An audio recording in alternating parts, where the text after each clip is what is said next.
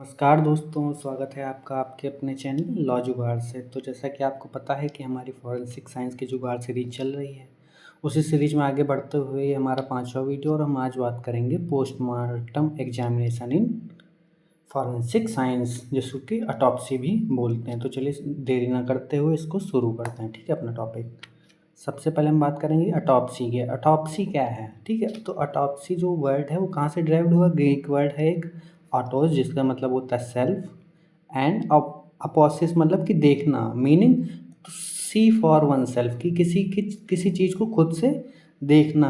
तो इन medico legal practices, जो मतलब कि मेडिकल प्रैक्टिस होते हैं, पोस्टमार्टम एग्जामिनेशन हेल्प क्या करता है कोर्ट की?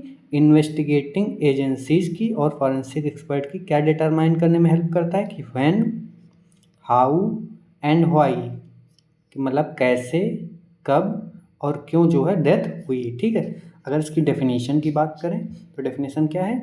Postmortem examination is the scientific examination of a dead body including both external and internal. यहाँ पे ये चीज़ याद रखने वाली है कि both external and internal examination, मतलब कि बाहरी और आंतरिक दोनों examination for the purpose of determining the cause. Purpose क्या है? कि कॉज डिटरमाइन करना है, manner of death, and collecting evidence relevant to the legal proceeding. ठीक है, डेफिनेशन हमारी बहुत ही सुदृढ़ या व्यापक कही जा सकती है। ठीक है, इसके बाद आ जाते हैं कि ऑब्जेक्टिव क्या हैं। तो according to forensic science the principal objectives are क्या हैं? To determining the cause of death का पता लगाना। ठीक, to ascertain the manner of death, कि डेथ का मैनर क्या था, क्यों, मृत्यु का कारण क्या था, उसके बारे में पता लगाना। तीसरा क्या? एस्टिमेट टाइम का पता लगाना। ठीक है, चौथा क्या है? इस्टेब्लिश द आइडेंटिटी, मतलब जो डिसीज्ड है उसकी आइडेंटिटी को इस्टेब्लिश करना। ठीक है, तो कैसे इसमें क्या होता है determining the cause of death में? कि आइडेंटिफाई द डिसीज, की मतलब कि जो बीमारी होती है या इंजरी हुई है या पॉइजन, जो भी मतलब डेथ के लिए रिस्पॉन्सिबल रीजन है, उसकी क्या करना, उसको उसका पता लगाना। ठीक है, distinguish between natural and unnatural death, ये पता लगाना कि ये नेचुरल डेथ है या फिर अननेचुरल डेथ है। ठीक है, नेचुरल डेथ मतलब कि जो स्वयं से हुई, अननेचुरल मतलब कि मर्डर हो गया या सुसाइड हो गया। ठीक है, ऐसा कुछ। ठीक है, फिर इसके बाद a certain manner of death, इसमें क्या आता है कि नेचुरल है कि एक्सीडेंटल है कि सुसाइडल है या होमिसाइडल, मतलब कि हत्या या मर्डर है। ठीक है, फिर एस्टिमेटेड टाइम क्या करता है? मदद करता है कि इवेंट और वेरीफाई करता है विटनेस के स्टेटमेंट को। ठीक है, फिर ये क्या करता है? इस्टेब्लिश आइडेंटिटी के अंदर क्या आता है कि अननोन बॉडीज़ की पहचान होती है। ठीक है, म्यूटिलेटेड रिमेन्स रहते हैं। ठीक है, स्केलेटल रिमेन्स जो रहते हैं उनके बारे में पता लगता है। ठीक है, फिर आज जो 5वां ऑब्जेक्टिव क्या है? To detect injury and disease, यानी कि जो इंजरीज हुई हैं, जो हमारी, ठीक है, चोटें लगी हैं उस डिसीज़ को, उसके बारे में, और उसकी जो डिसीजेज हैं, मतलब कि उसकी जो क्या कहते हैं कि बीमारियां हैं, उनके बारे में पता करना होता है। ठीक है, इसका ऑब्जेक्टिव। ठीक है, तो क्या हम डिटरमाइन करते हैं कि नेचर ऑफ इंजरीज क्या था? ठीक है, एज ऑफ इंजरीज की मतलब कब से वो इंजरीज थी। ठीक है, whether the injury was antemortem और पोस्टमार्टम, जो इंजरीज हैं वो, चलिए देखते हैं क्या है हमारे ऑब्जेक्टिव। ठीक है, तो हमारा जो पहला ऑब्जेक्टिव क्या है? To determine the cause of death, यानी कि जो कॉज ऑफ डेथ है उसका पता लगाना। ठीक है, तो ये कैसे? आइडेंटिफाई द डिसीज, यानी कि उसको कोई डिसीज यानी कि बीमारी तो नहीं थी, जो डिसीज जो पर्सन मरा है, कोई इंजरी तो नहीं थी, या कोई किसी प्रकार का पॉइजन रिस्पॉन्सिबल तो नहीं है डेथ के लिए। ये क्या करता है? डिस्टिंग्विश करता है, मतलब अलग करता है किससे? नेचुरल और अननेचुरल डेथ को एक दूसरे से अलग करता है, कि वो जो डेथ हुई उस पर्सन की वो नेचुरल थी या अननेचुरल थी। ठीक है, to ascertain the manner of death, manner of death का पता लगाने में कि डेथ जो थी वो नेचुरल थी, एक्सीडेंटल थी, सुसाइडल थी या फिर होमिसाइडल थी। ठीक है, होमिसाइडल डेथ मतलब कि हत्या। ठीक है, फिर तीसरा ऑब्जेक्टिव क्या है? To estimate time since death, मतलब कि डेथ का जो है एस्टिमेटेड टाइम पता करना, क्योंकि मैंने पहले भी आपको बताया था कि जब पोस्टमार्टम होता है तो उसमें अप्रॉक्स टाइम ही पता लगता है। ठीक है, जो टाइम होता है वो क्या होता है? अप्रॉक्स होता है, एग्जैक्ट टाइम नहीं पता लगता है। ठीक है, एग्जैक्ट टाइम पता नहीं लगता, वो जो टाइम होता है वो क्या होता है? अप्रॉक्स होता है। ठीक है, फिर चौथी ऑब्जेक्टिव क्या है? To establish the identity of victim, की मतलब अननोन बॉडीज और जो म्यूटिलेटेड मतलब कि भ्रंगित कहते हैं शायद इसको हिंदी में, ठीक है। जो स्केलेटल रिमेन्स होते हैं, मतलब कि जो कंकाल बचे होते हैं, उनको क्या होता है, इस एग्जामिनेशन के थ्रू हम लोग आइडेंटिफाई कर सकते हैं, ठीक है। अपना फिफ्थ ऑब्जेक्टिव क्या है, to detect injury and disease की, मतलब जो इंजरीज उस व्यक्ति की थी और जो बीमारियां थी उनको पता लगाना। इसमें क्या पता लगाते हैं हम लोग, नेचर ऑफ इंजरी क्या था, एज ऑफ इंजरी क्या था, मतलब कितने टाइम से उसको इंजरी थी, और ये पता लगाते हैं कि जो इंजरी थी वो एंटीमार्टम थी कि पोस्टमार्टम थी, मतलब पहले पोस्टमार्टम के पहले थी या पोस्टमार्टम के बाद में हुई ये इंजरी, ठीक है। इस बारे में भी हम क्या करते हैं, पता लगाते हैं, ठीक है, कि मतलब ये जो चोटें थी वो मरने के पहले थी या फिर मरने के बाद हुई, ठीक है। फिर छठा ऑब्जेक्टिव क्या है, कलेक्ट एविडेंस। कौन कौन से एविडेंसेस होते हैं, ब्लड होता है, विसरा होता है, हेयर होता है, नेल्स, बुलेट, फॉरेन या फिर फॉरेन मटेरियल। फॉरेन मटेरियल आप समझ रहे होंगे कि क्या इंटरनेशनल मटेरियल कोई नहीं, जो मतलब कि बाहरी तत्व होते हैं किसी के शरीर में, ठीक है। ब्लड, विसरा, हेयर, नेल्स, ये सब सारी चीज़ें तो उसके शरीर में ही पाई जाती हैं। विसरा भी आगे हम बहुत डिटेल में पढ़ेंगे, ठीक है। अभी आपको अगर जानना हो तो मैं बता दूं कि विसरा ये होता है कि जैसे जो इंसान के जो सैंपल्स लिए जाते हैं बॉडी पार्ट्स के, उसको हम क्या बोलते हैं, विसरा बोलते हैं, ठीक है। To assist court and investigating agency, ठीक है, इनको असिस्ट करेगा, ठीक है। फिर डिटेक्ट पॉइजनिंग क्या करता है कि मतलब टाइप ऑफ पॉइजन क्या था, रूट ऑफ एडमिनिस्ट्रेशन की, मतलब कि किस तरीके से जहर दिया गया था, कि मतलब खिलाया गया था, सुई से दिया गया था, ठीक है। इफेक्ट ऑन द बॉडी की, मतलब उस जो जहर था उसका बॉडी पे क्या इफेक्ट हुआ, ठीक है। चलिए ऑब्जेक्टिव हमारे ख़त्म होता है। अब इसके बाद हम लोग देखते हैं कि रूल क्या हैं। गवर्नमेंट ने कुछ रूल बनाए हैं पोस्टमार्टम एग्जामिनेशन के।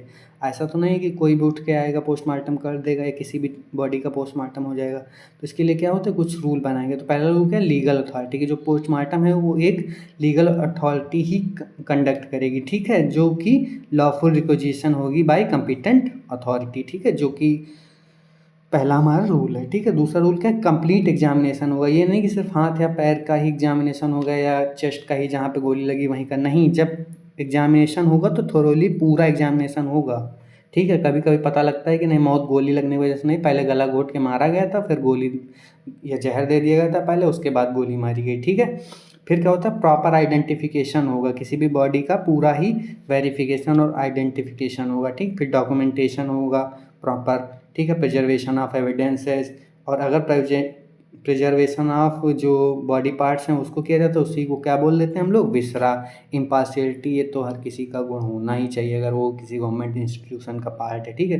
फिर सातवां क्या है, maintenance of chain of custody, सबसे इंपॉर्टेंट है। अगर चेन ऑफ कस्टडी ब्रेक होगी तो फिर उस जो है रिपोर्ट का या उन चीज़ों का मतलब बहुत कम ही बचता है, ठीक है। फिर वो इस्टेब्लिश कर नहीं पाते, क्योंकि जो डिफेंस का लॉयर होता है उस पर क्वेश्चन उठा देता है कि नहीं, इसकी रिलायबिलिटी है या नहीं है, ठीक है। फिर आठवां क्या है, रिस्पेक्ट फॉर द डेथ, मतलब डेड बॉडी।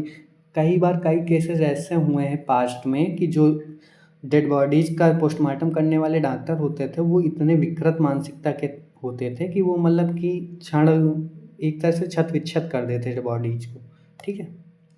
फिर आ जाओ, सबसे पहला टाइप क्या है, दो मेजर टाइप हैं। एक तो एक्सटर्नल एग्जामिनेशन जैसे कि हमने पढ़ा था, दूसरा क्या था टाइप, वो क्या था, इंटरनल एग्जामिनेशन, ठीक है। तो एक्सटर्नल एग्जामिनेशन सबसे पहले हम पढ़ते हैं, ठीक है। इसमें क्या होता है, conducted before the opening of body, मतलब कि देखो जब बॉडी, मान लिया ये बॉडी है, बहुत ही बेकार बॉडी बनी है, ठीक है, हमको कौन सा आदत है बॉडी बनाने की।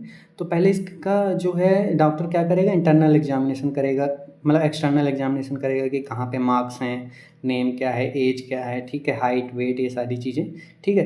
तो ये सारी चीज़ें देखिए लिखी हुई है कि पहले क्या है, आइडेंटिफिकेशन, पर्टिकुलर की नेम क्या है, उसका एज क्या है, सेक्स मतलब कि उस मेल है कि फीमेल है, आप जो समझ रहे हो वो नहीं, ठीक है। हाइट क्या है उसकी, वेट क्या है, कॉम्प्लेक्शन क्या है, या आइडेंटिफिकेशन मार्क्स कौन कौन से हैं, ठीक है। फिर क्या, कंडीशन ऑफ बॉडी कैसी है, इसमें ऑब्जर्वेशन होती है कि मतलब उस बॉडी जब उसके पास आई तो उसकी क्या कंडीशन थी, ठीक है। फिर पोस्टमार्टम के बाद कुछ चेंजेस आते हैं बॉडी में। बॉडी क्या होती है, ठंडी पड़ते लगती, कूलिंग ऑफ बॉडी, जिसको क्या बोलते हैं, एल्गर मोर्टिस। पोस्टमार्टम लिविडेटी होती है जिसको लीवर मोर्टिस बोलते हैं। या रिगर मोर्टिस मतलब कि बॉडी क्या होती है, अकड़ जाती है एक टाइम के बाद, 6 7 8 घंटे बाद अगर बॉडी रखी रही तो फिर वो अकड़ने लगती है, फिर डिकम्पोज होना चालू हो जाती है, यानी सड़न पैदा हो जाती है।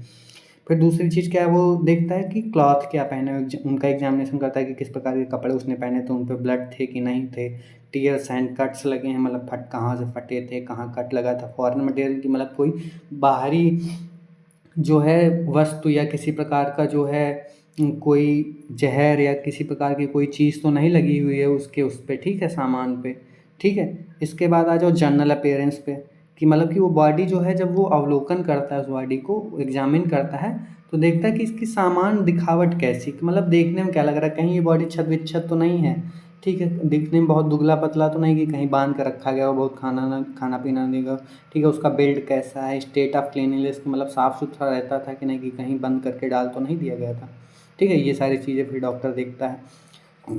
फिर आता है कि वो क्या देखता है, एग्जामिनेशन ऑफ इंजरीज की, मतलब कि क्या क्या इंजरीज थी उसकी, तो इसमें क्या इंक्लूड है, टाइप ऑफ इंजरीज, पोजीशन कहाँ पे मतलब वो इंजरीज थी, उनका शेप क्या था, मतलब कि जैसे आपका गला दबा के मारा गया तो वो उस पर भी डिपेंड करता है कि वी मार्क है कि ओ मार्क है, ठीक है।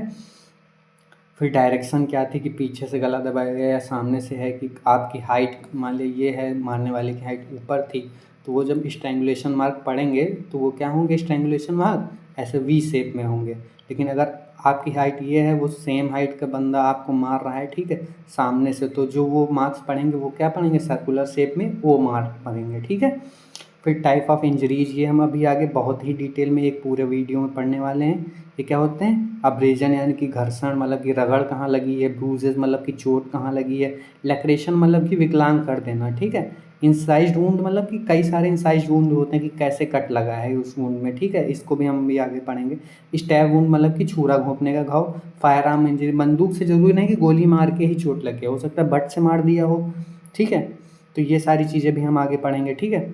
इसके बाद आ जाओ आगे देखते हैं, एग्जामिनेशन ऑफ नेचुरल ऑरिफिसेस, ठीक है। जो नेचुरल ऑरिफिसेस क्या होते हैं, जो मतलब कि जो हमारे जो मानव अंग होते हैं, ठीक है, प्राकृतिक क्षेत्र जिनको बोलते हैं, ठीक है, उनमें कुछ छेद होते हैं, जैसे कि आंखों में कुछ चला गया, नोज हो गया, माउथ हो गया, ईयर्स हो गया, जेनिटल ऑर्गन्स हो गए, हमारा एनस हो गया, ठीक है। फिर क्या इससे डिटेक्ट होता है कि यहाँ कहीं ब्लीडिंग तो नहीं है, कि बहुत ज़ोर से मान लिया अगर आप बहुत प्रेशर दिया जाए तो आपकी नसें फट जाएंगी, नाक से खून निकलने लगेगा। सेक्रेशन हो गया, ठीक है। सेक्रेशन क्या होता है यार, ये तो हमको हिंदी में नहीं पता है कि सेक्रेशन क्या बोलते हैं, ठीक है। यानी कि सेक्रेशन को इंग्लिश में मतलब किसी चीज़ से कुछ बहना, मतलब कुछ लिक्विड फॉर्म में निकलना, ठीक है। फॉरेन बॉडीज जो होती हैं, कि मतलब कि जो विदेशी निकाय, मतलब कि शरीर के जो बाह्य अंग होते हैं, ठीक है, उसके बारे में, ठीक है। फिर अब आ जाओ हम बात करेंगे सबसे अगला टॉपिक पे, क्या है हमारा इंटरनल एग्जामिनेशन। ये जो है हमारा सबसे इम्पॉर्टेंट होता है, ठीक है। बाहर से देखने पे तो हर कोई पता लगा सकता है, लेकिन इस ये जो काम होता है वो कौन कर सकता है, सिर्फ एक एक्सपर्ट ही कर सकता है, जो मेडिकल एक्सपर्ट होते हैं वही कर सकते हैं, ठीक है। तो after external examination the body cavity, जो कैविटी का मतलब कि जो आंतरिक संरचना है वो क्या की जाती है, ओपन की जाती है, और इंटरनल ऑर्गन को एग्जामिन किया जाता है, ठीक है।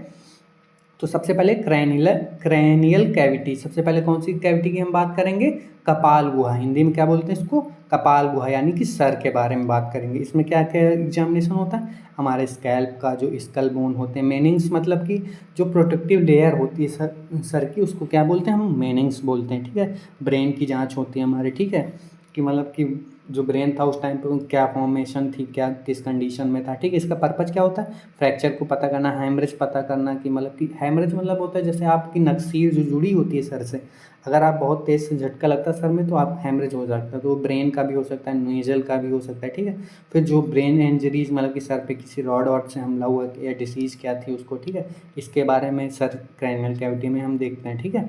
फिर उसके बाद आ जाओ थोरैसिक कैविटी, ये जो हमारी क्या होती है, चेस्ट में होती है, इसको वक्षीय गुहा बोलते हैं, हिंदी में क्या बोलते हैं, वक्षीय गुहा। इसमें कौन कौन से ऑर्गन एग्जामिन होते हैं, हार्ट, लंग, ग्रेट वेसल्स मतलब बड़े जहाज नहीं, ग्रेट वेसल्स का मतलब होता है जो बड़ी सिराएं और धमनियाँ होती हैं उनकी जांच होती है, ठीक है।